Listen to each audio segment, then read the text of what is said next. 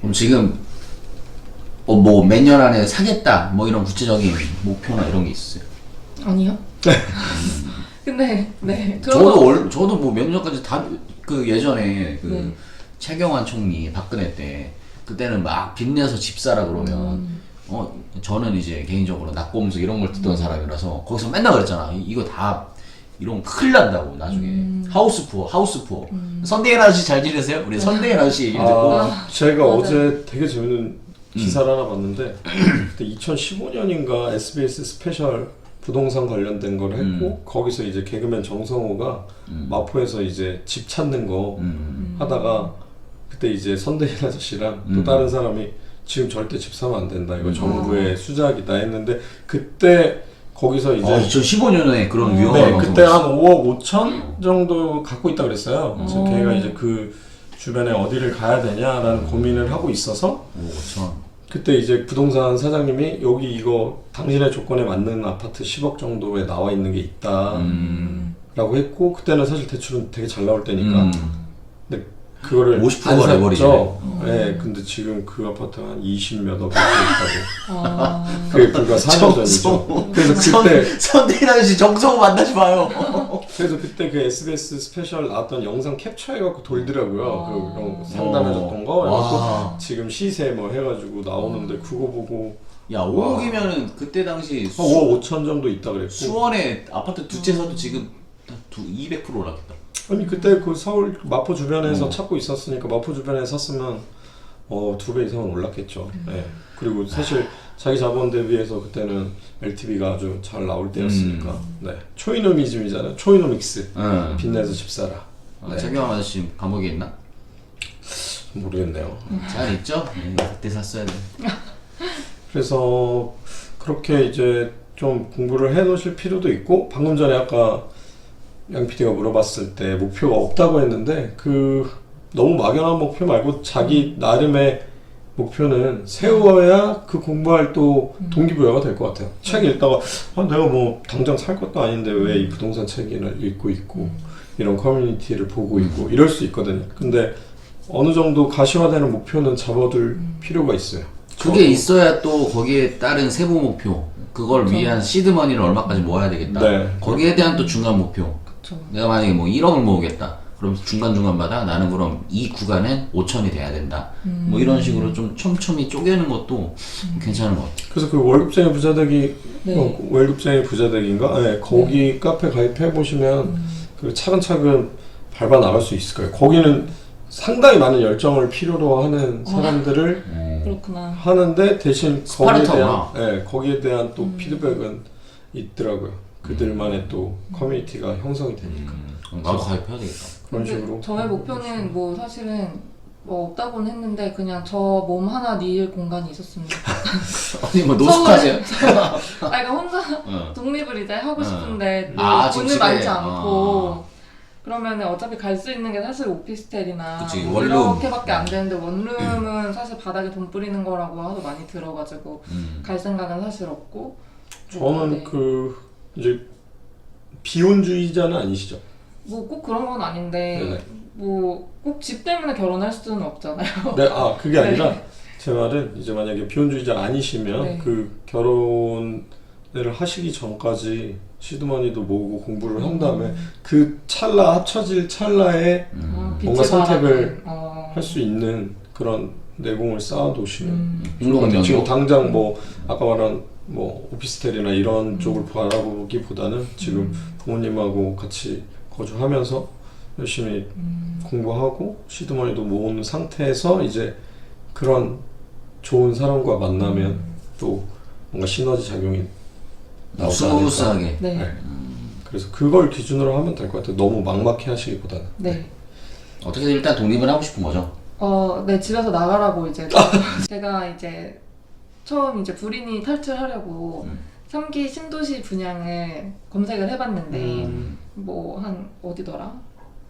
미사랑 그다음에 일산도 있지 않았어요? 뭐 완전 밑에 지역 미사는 3기 신도시가 아니라 이미 개발이 교산, 다 교산. 되고 아 교산. 교산 네 하남 교산 하는 교산이랑 네. 그다음에 하나 더 있었는데 뭐 한 3군데 정도가 있더라고요. 근데 뭐 왕숙 있고요 네, 남양주 네. 왕숙 있고 그다음에 인천의 계양 아 계양 있고, 맞아. 그리고 뭐 고양 창릉 고양. 그다음에 고양. 부천에도 뭐 대장 있고 그리고 과천에도 소규모 있습니다. 근데 그런 3기 신도시 분양 중에서 가장 이제 뭐 핫플이라고 해야 되나 아니면 가장 들어가기 괜찮은 곳이 있다면 어디가 될지 저 맞네. 같은 경우는 하남의 교산을 좀 생각하고 있거든요. 그래서 뭐 내 의견이 궁금해요. 하남 거기가 혹시 강동구랑도 하남 교산을 생각하는 이유는 뭐죠? 스타필드 가려고? 아니요 그런 건 아니고 이제 미사에 뭐 이모도 사시고 많이 사시고 거기도 뭐 쾌적하기도 하고 왜 좀만 나가면 네 강동구 추첨제라고 원래가 소가. 추첨이잖아요, 그렇죠? 아니요. 아니에요? 가점으로 아마 할 것 같고요. 추첨이라고 했던 거. 그다음에 뭐, 8호제곱미터 이상은 추첨 물량이 아. 배정이 되죠. 그렇구나. 네네. 그래서 뭔가 그냥 유리할 것 같다고 해가지고 거기 생각하고 있습니다. 일단은 아까도 말한 것처럼 다양한 지역이 있는데 과천 같은 경우는 워낙 시세 차익을 많이 볼 수 있지만 공급 물량이 너무 적을 것 같고요. 그리고는 하남 교산 너무 좋죠. 하남 교산 그 중에서는 가장 좋게 보고 있습니다. 일단은 그 주변 시세를 보면 알겠지만 뭐 고양 창릉 주변 시세나 뭐 부천 그 대장지구 주변 시세나 뭐 계양 시세나 근데 이제 과천 시세가 되게 높잖아요. 그 다음에 이제 하남 교산 위치가 워낙 좋으니까 네, 뭐 위례랑 미사랑 바로 붙어 있잖아요. 네. 네, 그래서 하남 교산 좋게 보고 있죠. 근데 만약에 거기다가 청약을 하실 거면 네. 지금 대규모 택지 개발지구나 투기과열지구 같은 경우는 이거 거주 요건을 이번에 강화시킨다고 했거든요. 2년으로. 그래서 이 청약 가장 기본이 당해라서 그 하남에서 실거주 2년 정도를 해서 당해로 신청을 해야지 만약에 밖에 있는 사람이라면 확률은 거의 없을 것 같아요. 그럼 그걸 하려면 미리 하남에 빨리 전세라도 들어가서 2년 이상 살아야 되겠네. 만약에 꼭 나는 하남 교산의 분양을 받고 싶다라는 목표가 있다면 그 방법을 해야죠. 효심 깊은 우리 부린이의 또 질문이 또 있다고 합니다.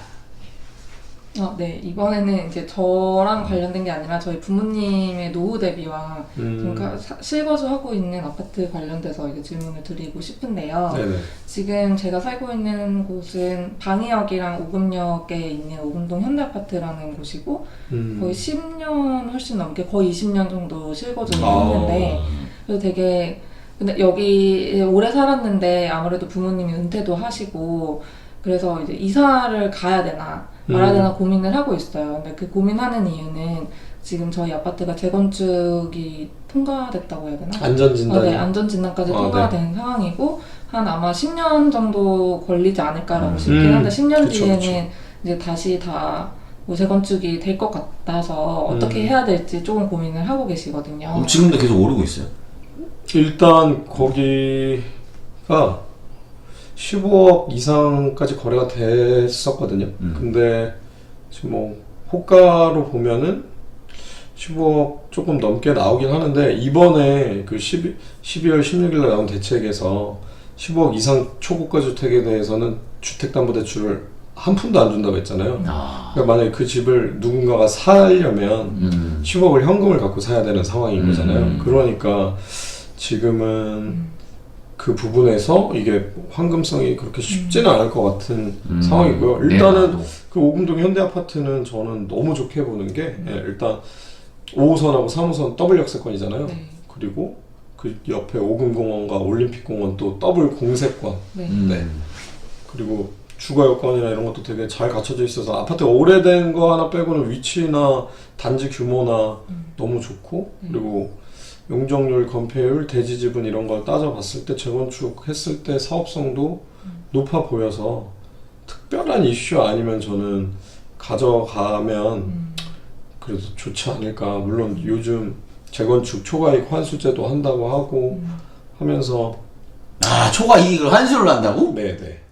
그래서 양치네. 이제 그런 재건축 단지들이 좀 지금 불안한 상황이잖아요. 네. 근데 불안한 상황에서 파는 거는 좀 아닌 것 같아서. 근데 물론 시세가 너무 많이 오르긴 했더라고요. 최근에 한 네. 3년간 거의 2.5배가량 오른 것 같은데 네. 당연하지 재건축이 뭐 된다고 그러니까. 네, 그리고 그 주변부가 지금 다 재건축 이슈가 있는 아파트들이에요. 그래서 만약에 그게 다 순차적으로 진행이 된다고 하면 완전히 그 송파에 새로운 뉴타운이 생기는 잠실처럼. 네, 그런 상황이라 저는 그 미래 가치가 너무 괜찮아서 만약에 정말 특별한 이슈가 아니면 보유를 하는 게 좋을 것 같고 그런 특별한 이슈가 있어서 꼭 팔아야 되는 상황이라고 하면 네, 뭐 그러면은 사실은 어쩔 수 없죠. 그런데 아까도 말씀 주신 것처럼 10년 정도는 봐야 되니까 네. 어쩌면 그 이상도 봐야 되니까 네, 그렇죠. 거기에 대한 시간적 리스크가 있는데 그 시간적 리스크를 감수할 만한 현명한 대안이 있다면 그 대안도 실행해 볼 수는 있다고. 감사합니다. 나오신 소감이 어떠세요? 생각보다 되게 어렵다고 생각이 들었던 그런 부동산이 좀 더 가깝게 느껴졌고요. 뭔가 희망을 안고 돌아가는 느낌입니다. 제가 나중에 부자가 되면 네. 부동산으로 부자가 되면 브리니 TV에게 그 영광을 좀 돌리도록 하겠습니다. 저희한테 좀 펀딩 좀 해주세요. 아, 네, 그러도록 하겠습니다. 빨리 파시고 네. 차익 누리신 걸로 1억만 저희한테 투자하시면 아, 네. 저희가 1억 5천으로 저희가 아, 3년 내에 갚아드릴게요. 아, 네, 알겠습니다. 부모님 보시고 계시죠? 네. 약속. 자, 그리고 또 상담을 오늘 또 색다르게 또 색다른 그런 고민을 상담하셨는데 오늘 어떠셨어요, 윤쌤은?